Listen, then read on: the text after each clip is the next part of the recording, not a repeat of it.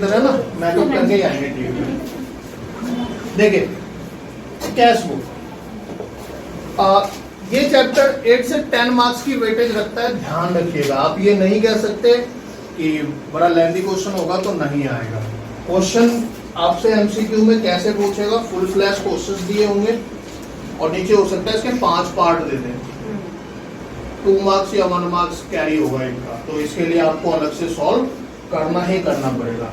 MCQ का मतलब ये नहीं होता कि आपको सॉल्व नहीं करना है, वरना आप सोचिए मैथ वाले बच्चे क्या करेंगे, मैथ का भी एमसीक्यू है ना। तो कैश बुक क्या होता है? कैश बुक के बारे में कहा जाए तो सिंपल से एक वर्ड में कह सकते हैं, cash book is A summarised form of total cash receipt और टोटल कैश पेमेंट। कि कैश बुक जो होता है वो एक समरी है कि आपका कैश कितना जा रहा है और कैश कितना आ रहा है। देखिए कैश कितना जा रहा है से मतलब कैश कब जाएगा, जब एक्सपेंस होगा, any kind of expense, whether we paid rent, we paid salary, we paid electricity bill, travelling expense, repairs, whatever.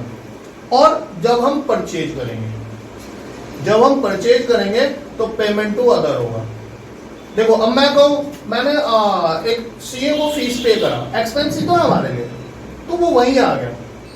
एक वर्ड में अगर हम इन सब पेमेंट को अगर हम समराइज करें तो उसको क्या बोलेंगे, एक्सपेंस। तो याद रखना पैसा जब जाता है तो कैश बुक में माइनस करते हैं, और पैसा जब आता है तो हम उसे प्लस करते हैं। आएगा कब, जब या तो वो रिवेन्यू होगी, इनकम होगी हमारी, या फिर हमारा प्रॉफिट होगा। और नहीं सुनिए, प्रॉफिट नहीं, सेल होगा। सेल भी पार्ट ऑफ रेवेन्यू ही है, सेल भी पार्ट ऑफ रेवेन्यू, क्योंकि रेवेन्यू के अंदर प्रॉफिट ऐड होता है।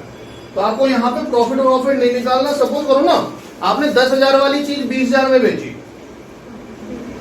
10,000 की गुड्स 20,000 में बेची, तो आपको यहाँ पे अलग अलग नहीं लिखना कि 10,000 अलग लिखोगे फिर 10,000 प्रॉफिट अलग, नहीं 20,000 आ रहे ना, पूरे 20,000 लिखिए। तो अगर सिंपल से वर्ड में कहा जाए कि व्हाट इज कैश बुक, तो cash book present all receipt and payment, all receipt of cash and payment, कि इसके अंदर जितनी भी कैश रिसीप्ट है, जितनी भी आपकी कैश पेमेंट है, उन सबको रिकॉर्ड करते हैं, उन सबको रिकॉर्ड करते हैं। अगर एक सिंपल से वर्ड में कहा जाए what is the feature of cash book, भाई कैश बुक की विशेषताएं क्या है? पहला, it record only cash transaction, it record only cash transaction. क्या रिकॉर्ड करता है ये?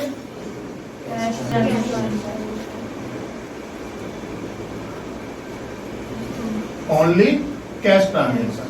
भाई सिर्फ नगद लेन देन को शामिल करेगा, उधार को शामिल नहीं करता है बिल्कुल भी। कुछ भी आप क्रेडिट में बेचो, कुछ भी आप क्रेडिट में रिसीव करो, उसकी कोई एंट्री नहीं होती है। क्लियर है? नंबर 2, नो क्रेडिट ट्रांजेक्शन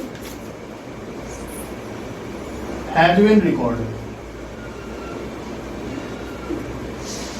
कोई भी उधार की एंट्री इसमें रिकॉर्ड नहीं होती है, सिर्फ कैश की एंट्री होती है, याद रखिएगा। यानी कि अगर हम बोले कि देखो जब आप 8 चैप्टर करते हैं जनरल एंट्री वाला, तो हर ट्रांजेक्शन के 2 एस्पेक्ट्स होते हैं।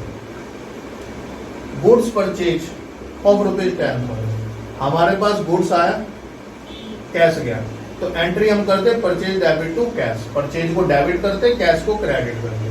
लेकिन 2 एस्पेक्ट्स हो गए ना, लेकिन यहाँ पे दोनों एस्पेक्ट्स की एंट्री नहीं होगी, यहाँ सिर्फ एक की होगी, कैश आने या कैश जाने। ठीक है? तो in cash book we record only 1 aspects, मतलब सिर्फ एक ही साइड को हम रिकॉर्ड करते हैं, वो भी किसको? कैश को। Record only 1 aspects of transaction, means only cash को लिखते हैं और किसी चीज को नहीं लिखते हैं। हम सिर्फ कैश को प्रेफर करते हैं कैश आ रहा है तो प्लस करिए, कैश जा रहा है तो माइनस करिए, बस इतना सा लिखिए। ठीक है, एक चीज और याद रखिएगा, अगर कैश आ रहा है तो डेबिट साइड में दिखाते हैं, if cash received shown in debit side, और कैश पेमेंट है shown in क्रेडिट साइड। और each and every transaction has been recorded in chronological order. Each and every transaction has been recorded in chronological order, means एक के बाद दूसरा, दूसरे के बाद तीसरा, जैसे जैसे ट्रांजैक्शन होंगे ना वैसे रिकॉर्ड होंगे। ये नहीं 10 तारीख की तो पहले कर दी, 1 तारीख की बाद में कर रहे हैं, डेट वाइज एक एक करके, जिससे कि ये हमें ये बताता है कि हमने कोई एंट्री नहीं छोड़ी। अब सपोज करिए ना एग्जाम में जब जाते हैं पेपर देने आप लोग, मैडम वगैरह क्या समझाते हैं, बेटा शुरू से करना और वो करना जो पहले आते होंगे। ऐसा नहीं करना कि कभी मच्छर मारा 6 नंबर में, कभी 2 नंबर वाले, कभी 4 नंबर वाले। ऐसे में क्या होता है, कुछ क्वेश्चन जब घर आके देखते हैं ना ये तो छूट गया, वो नहीं रहता। तो सेम यहाँ पे भी है, all transaction recorded in chronological order, means एक के बाद एक रिकॉर्ड करते, डेट वाइज रिकॉर्ड होती है। और याद रखिएगा सबसे ज्यादा फ्रॉड भी कैश बुक में ही होता है, कैशियर ही करता है। जहां पे कैश है वहां फ्रॉड हो जाता है। आपको अगर घर पे 100 रुपए मिले और जाके ना 2 किलो चावल ले आओ तो आप भी गायब कर दोगे 5-10 रुपए में। कैसे? चावल दिए 45 रुपए, घर पे कह दोगे 50 रुपए मिले मम्मी, खत्म हो गए 100 रुपए। और मम्मी थोड़ी ना मार्केट जाएगी पता करने की 45 का या 50 का। तो कैश बुक याद रखिएगा, इसलिए कैश बुक के अंदर हम हमेशा एक के बाद दूसरा जो ट्रांजैक्शन है वो रिकॉर्ड करते हैं। तो क्या है जी cash book? Cash book record only cash transaction. Cash book सिर्फ कैश ट्रांजैक्शन रिकॉर्ड करता है। No credit transaction has been recorded, कोई भी उधार की एंट्री नहीं करता। Record only one aspects of the transaction, यानी कि सिर्फ कैश। कैश जा रहा है तो debit side, sorry credit side, cash आ रहा है तो डेबिट साइड, और क्रोनोलॉजिकल ऑर्डर में वो रिकॉर्ड करता है ईच एंड एवरी ट्रांजैक्शन। आए समझ में इतना? आपकी बुक्स में भी देखेंगे तो फीचर्स लिखे हुए हैं, ठीक है, और उससे ऊपर डेफिनेशन दी हुई है कि cash book is a book of primary entry in which cash and bank transaction are recorded in a chronological order. Cash and bank से मतलब जब हम 2 कॉलम बनाते हैं ना, देखो कैश बुक 2 तरह की है, 1 कॉलम एक 2 कॉलम। 1 कॉलम में ओनली कैश का कॉलम बनता है। जब 2 कॉलम बनाते हैं तो उसमें बैंक का भी बनता है। 3 कॉलम भी है जिसमें कैश, बैंक और डिस्काउंट भी बनता है। 2 कॉलम में ऐसा भी हो सकता है कैश और डिस्काउंट बनाओ, लेकिन आपके सिलेबस में कैश और बैंक है, ठीक है। 3 कॉलम आपके सिलेबस से हटा दिया गया, इसलिए आपको 3 कॉलम पढ़ने की जरूरत नहीं है। 1 कॉलम पढ़िए जिसमें सिर्फ कैश बुक बनेगी। कैश आ रहा है तो प्लस, कैश जा रहा है तो माइनस। और 2 कॉलम में क्या करेंगे आप? कैश के साथ बैंक। और कैसे पता चलेगा कि बैंक से ट्रांजैक्शन हो रहा है? चेक लिखा, कि जब भी चेक लिखा होगा तो आप समझ जाइएगा ये ट्रांजैक्शन बैंक से होगा।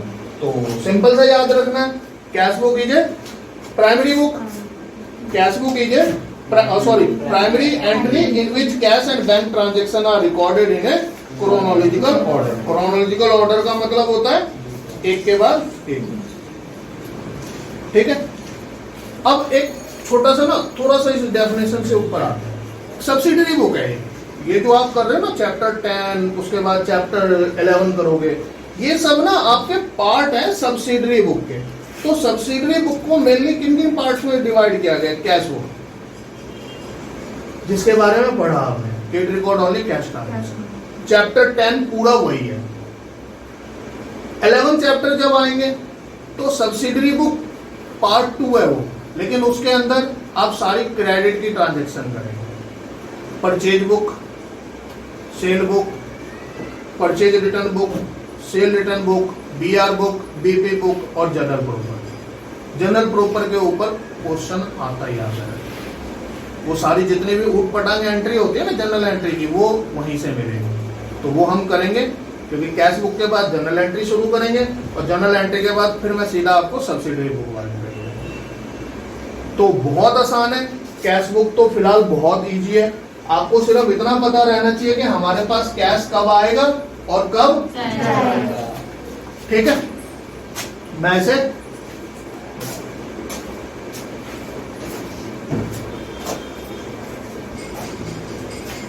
तो याद रखना, कैश बुक के अंदर हम क्या करते हैं,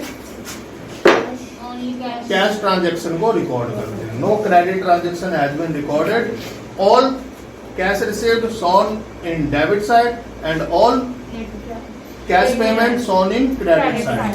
और क्रोनिकल ऑर्डर के अंदर हम क्या करते हैं, रिकॉर्ड करते हैं, मतलब एक के बाद एक।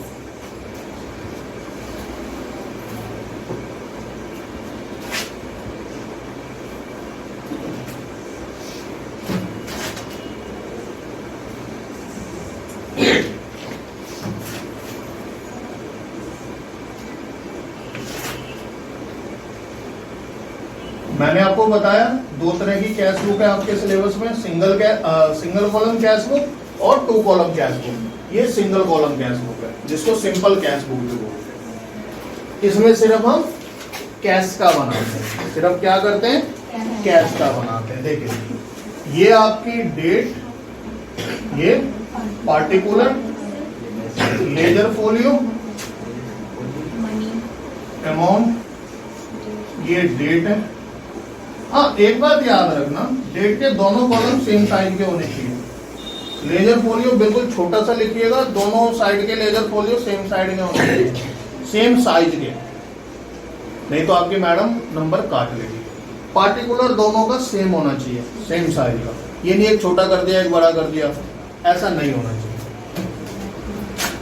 आप लोग सबसे छोटी क्लास में, तो हर चीज का आपको ध्यान रखना है। कुछ टीचर्स कहते हैं कि लाइनें ब्लैक पेन से खींचो या पेंसिल से, वो भी आप अपनी मैडम से पूछ लीजिएगा। एमसीक्यू में तो खैर उसकी जरूरत नहीं है, लेकिन जब पेपर होगा तब जरूरत है। देखिए पानी बर्फ वाला नहीं मिलेगा, खांसी रहेगा। देखो एक सिंपल सी बात याद रखनी है, कैश आएगा तो हम कहाँ लिखते हैं, डेबिट साइड। कैश जाएगा तो क्रेडिट साइड। अगर मैं आपको डेबिट और क्रेडिट साइड बता दूं तो बस हो गया ना, क्वेश्चन खत्म। फिर मुझे थोड़ी ना करवाना है, चैप्टर खत्म।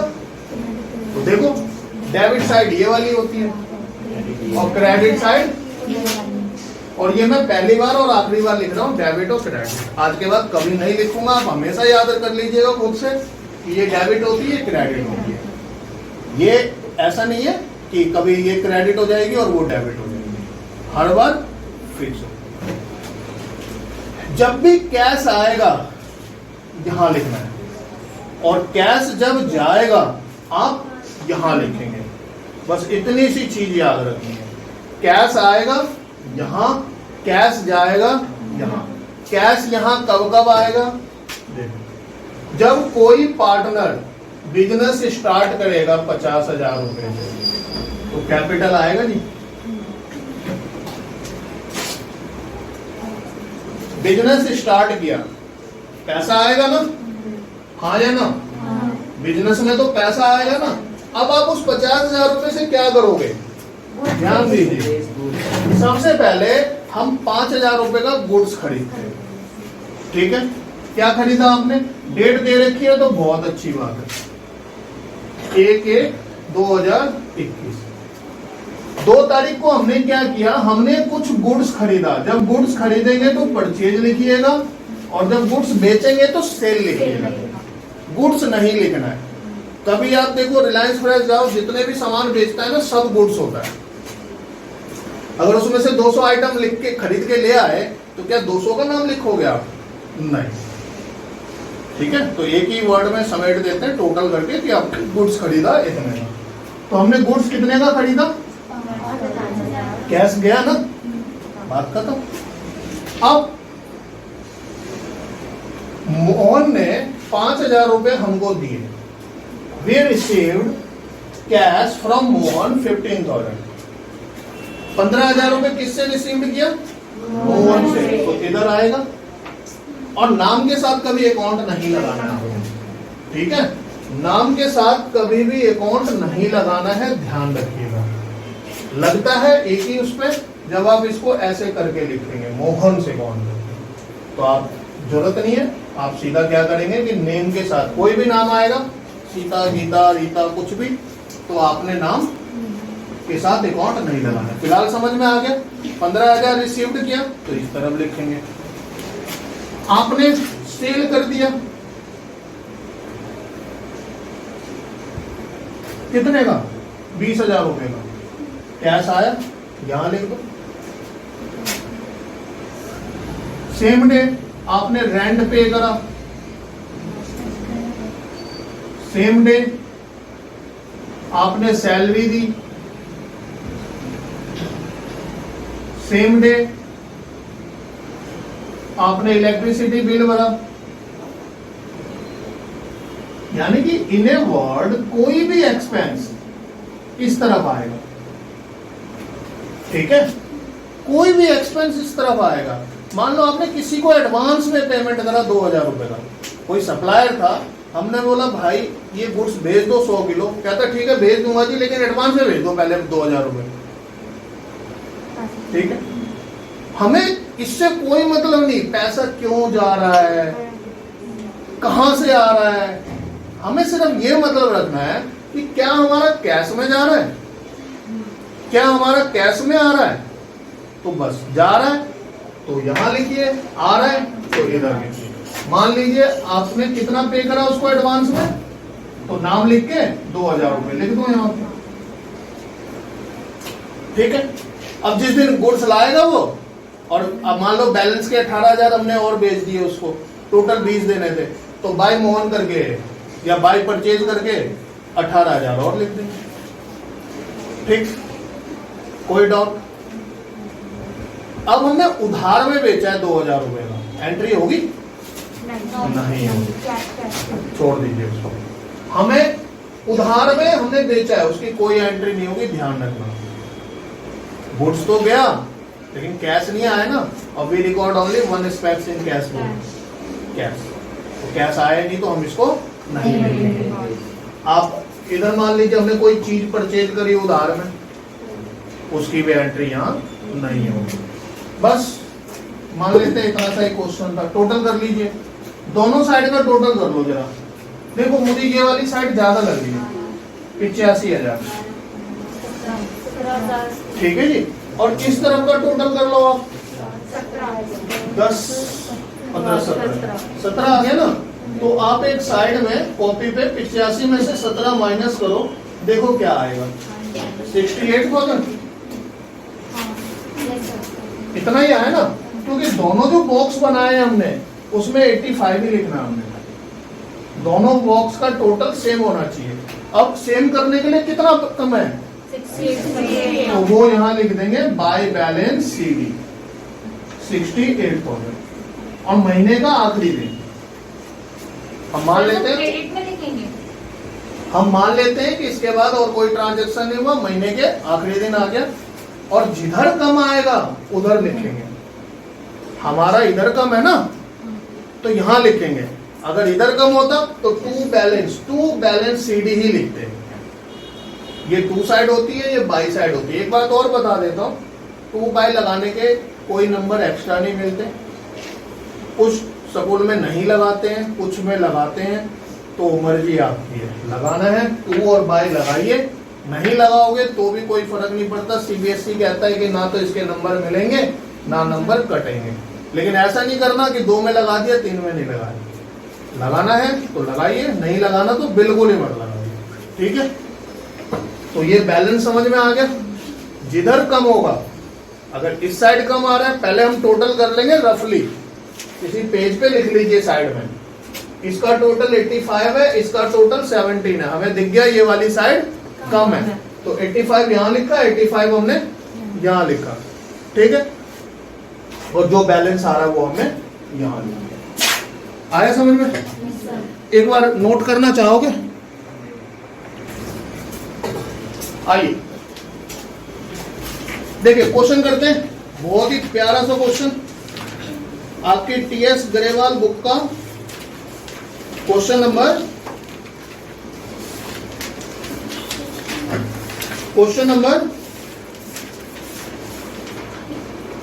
3 मिला सबको? आई थिंक पहली ट्रांजेक्शन है, Sohan comments business with cash 65,000।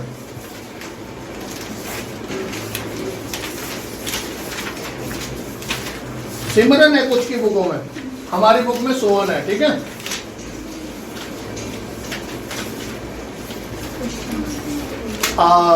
Unsold में आना है आपको। सॉल्व मैं कभी नहीं कराता हूँ, सॉल्व हमेशा घर से देता हूँ करने के लिए, कि आप लोग फटाफट देखो और करके ले आओ कि सर हो गया होमवर्क।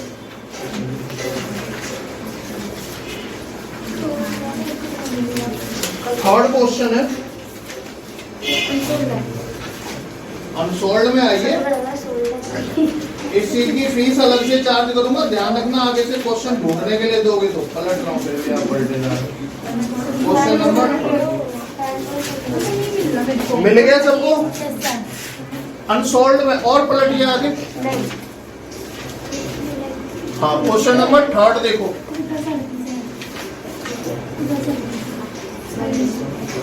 मिला?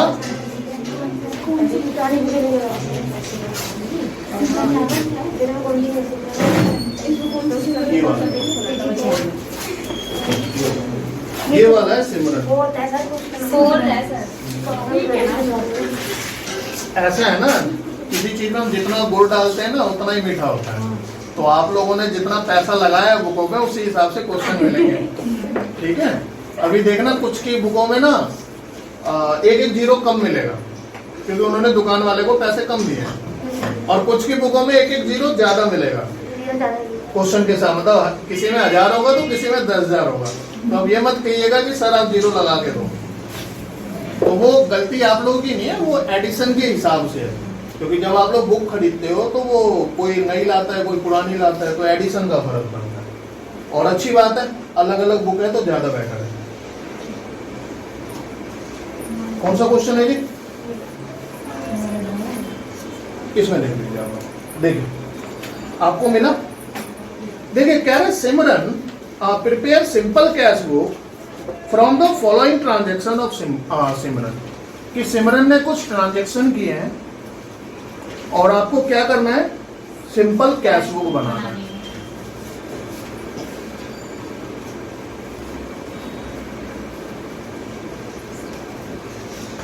आपको क्या बनाना है? Simple cash book. आइए क्या कह रहे? कह रहे Rupinder started business with capital 2 lakh रुपए। तो रुपिंदर ने कितने से बिजनेस शुरू किया जी? 2 लाख रुपए से। तो आप यहां लिखोगे, डेट दे रखी है 1 जनवरी। मेरी बुक में 2019 है, अगर आपके में 2020 हो तो 20 लिख लेना, 18 हो तो 18 लिख लीजिए, जो भी ईयर हो वो लिख लीजिए। 21 है तो 21 लिख लेना। ईयर में क्या रखा है, 2 साल तो ऐसे ही कट गए लोगों। अगला कह रहा है देखो, जनवरी 2 को purchase furniture for cash 50,000 purchase है, तो आपको तो समझ में आ गया होगा, पैसा गया होगा। और क्या खरीदा हमने?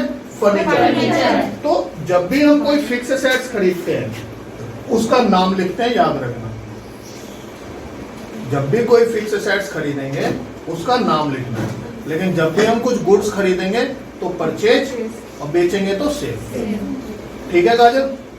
अगर आप कुछ भी एसेट्स खरीदते हैं तो उसका नाम आएगा, मतलब fix assets, land, building, furniture, gold, jewellery, इसी पे, क्योंकि वो रियल है और रियल का नाम आता है। तो अगला क्या कह रहा है, 2 तारीख को फर्नीचर खरीदा आपने, किसमें? तो बाय फर्नीचर कितना है? 4,000। अगला कह रहा है परचेज गुड्स फॉर कैश 30,000 3 जनवरी को। देखो गुड्स दे दिया तो आप परचेज अकाउंट लिखेंगे, कितने रुपीज है? 30,000। आ रहा समझ में? खुशी। नेक्स्ट है पेड फ्रेट। पेड मतलब देना होता है, ठीक है ना? तो हमने दिया है और फ्रेट हमारा एक्सपेंस है। कितना? 500। तो 5 तारीख को by freight how much? Now next one sold goods for cash 28,000। 28,000 रुपए का गुड हमने बेचा। सोल्ड गुड्स फॉर कैश, तो गुड बेचा है ना, तो क्या आएगा संजना यहाँ पे? Sale account. याद रखना प्रॉफिट लॉस से हमें मतलब नहीं, कितने का बेचा हमें उससे मतलब है, क्योंकि हमें वही रिसीव्ड होगा 28,000। कौन सी तारीख को? अगला कह रहा है पेड टू रमेश। रमेश को दिया 20,000 रुपए, तो हमारे पास से गए ना। पेड का मतलब देना होता है, पैसे गए हमारे पास से, तो बाय रमेश। कौन सी तारीख? नाउ नेक्स्ट देखिए 15 तारीख को सोल्ड गुड्स किया कैश में। सोल्ड गुड्स फॉर कैश, दोबारा से बेचा हमने 10,000, ठीक है।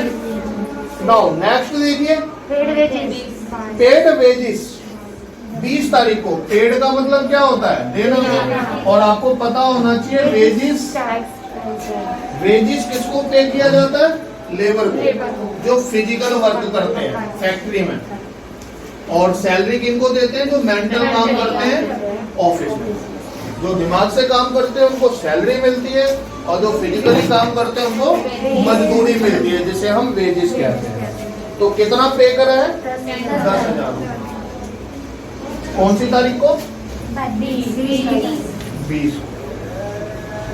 ठीक है। नेक्स्ट देखो purchase goods from Raj on credit.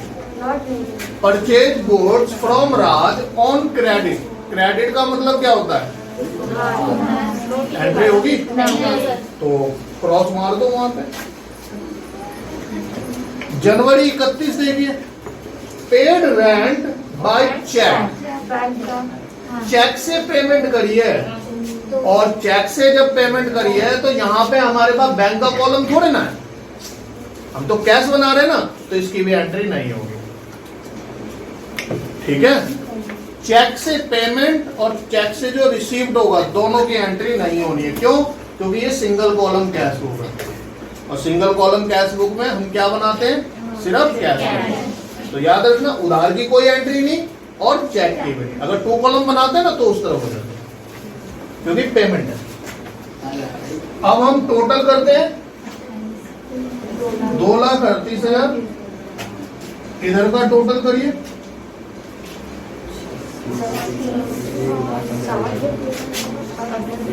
2,38,1,10,500।